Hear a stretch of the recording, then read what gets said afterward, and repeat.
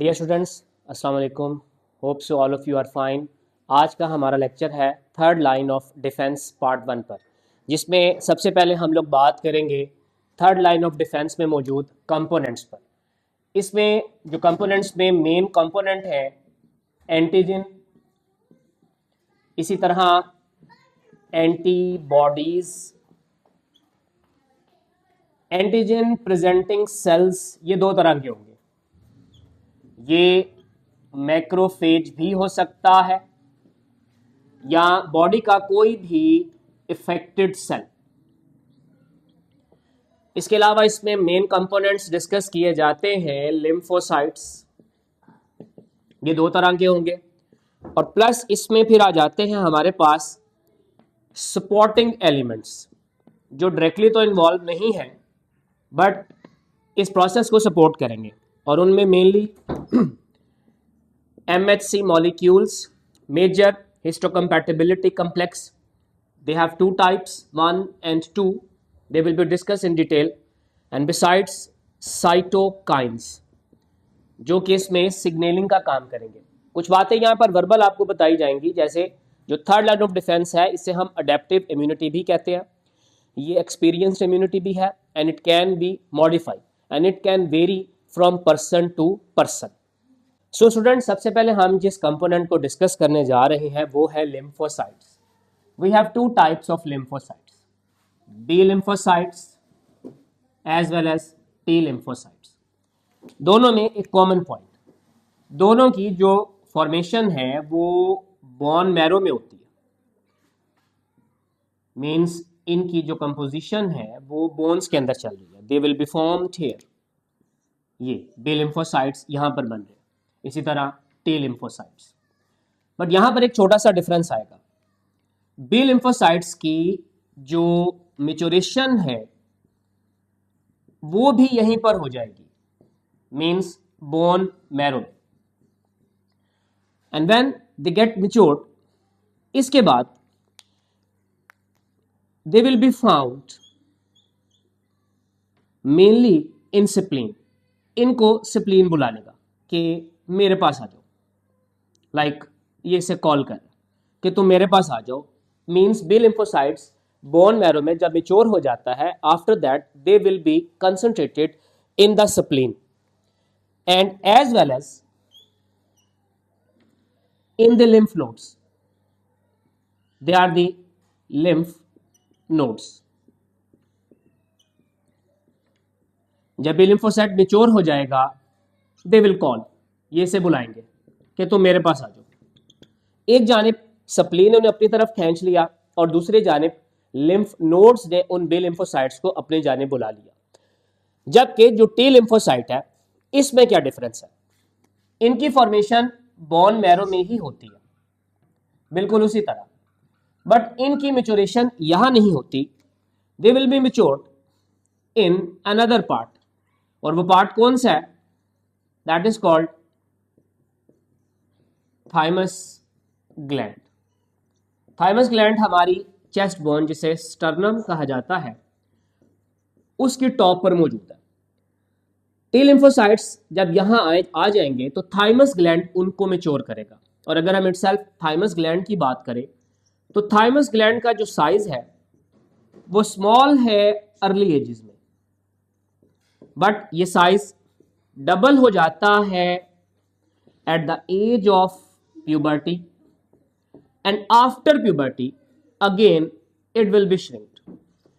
ये स्मॉल हो जाएगा after puberty.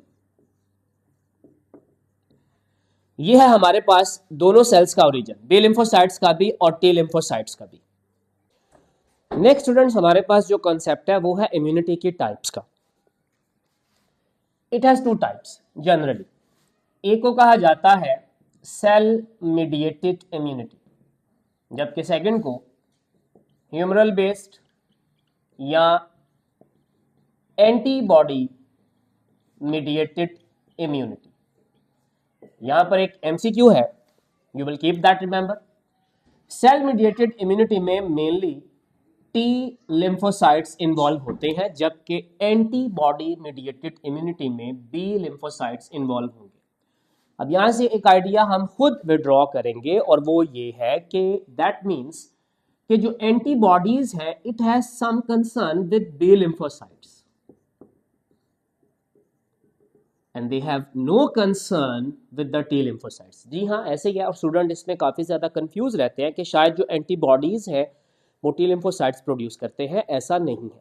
Antibodies are only produced by B lymphocytes, जबकि टी लिम्फोसाइट्स में एंटीबॉडीज ना तो वो बनाते हैं ना ही वो रिलीज करते हैं।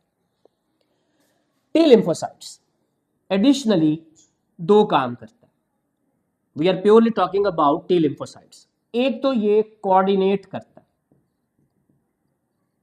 किन्हें, बी लिम्फोसाइट्स को। ये इसका एक एडिशनल फंक्शन है कि जब कोई बॉडी में जर्म आ जाता है और ये एक्टिव हो जाता है तो ये उस दौरान बी लिम्फोसाइट्स को भी मैसेजिंग करता है, सिग्नल सेंड करता है कि वो भी एक्टिव हो जाए। दूसरा, ये टारगेट करता है बॉडी के affected cells. What do you mean by the affected cell? Let's suppose there is a cell and it has been affected by any kind of microbe. इसके अंदर कोई वायरस है या कोई बैक्टीरिया आ गया। हम दोनों कंडीशन एक साथ डिस्कस करेंगे। And it is affected by these microbes. अब ये कॉल करेगा, बुलाएगा किन्हें, टी लिम्फोसाइट्स को। तो जो टी लिम्फोसाइट है वो मेनली बॉडी के इफेक्टेड सेल को ही टारगेट करता है जो ऑलरेडी इफेक्टेड है किसी माइक्रोब की वजह से। But the question is this कि ये इफेक्टेड सेल कौन से हो सकते हैं। ये मैक्रोफेज भी हो सकता है जिसे हमने सेकंड लाइन ऑफ इम्यूनिटी में डिस्कस किया था, या बॉडी का कोई भी जनरल सेल जो इफेक्ट हो चुका है किसी भी माइक्रोब की इन्वेजन की वजह से। हम अपने नेक्स्ट लेक्चर में आपको बताएंगे कि टी सेल एक्टिवेट कैसे होता है और अगर इसमें एंटीबॉडीज नहीं है तो ये काम कैसे करता है। इसी तरह फिर नेक्स्ट में हम बात बताएंगे कि बी लिम्फोसाइट्स को कैसे एक्टिवेट किया जाता है और ये अपना फंक्शन किस तरह से परफॉर्म करते हैं।